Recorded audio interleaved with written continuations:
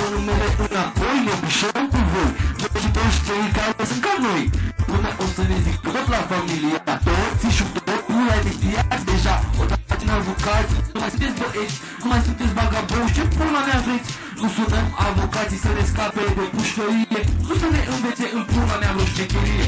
Clasule, lumea trebuie să știe cine ești, că nouă nu poți să ne vinzi, povești, să ne prostești, să ne scuzi, oameni de bani, te face să nebunești, că prestigiul la băgane vinovat nu va interesa. Numele la familia nu vă l-ați inventat, șmecherește era să scrie o scrisoare pentru frații de la închisoare, dacă chiar vă doare. E foame de bani, băieți, e foame de bani, e foame de bani, băieți, e foame de bani, e foame de bani, băieți. Lumea te știe ce fel de băieți sunteți.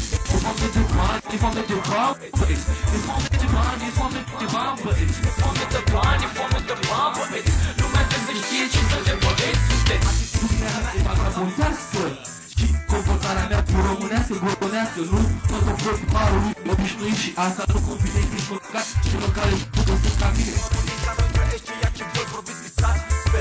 Dar nu ne semănați, aveți grijă ce vorbești, ce dai din gură. Cine seamănă, culege doar friptură. Voi sunteți mafia, eu sunt Coradu Catani. Văd la mui banii au trecut anii, golanii s-au făcut afaceriști.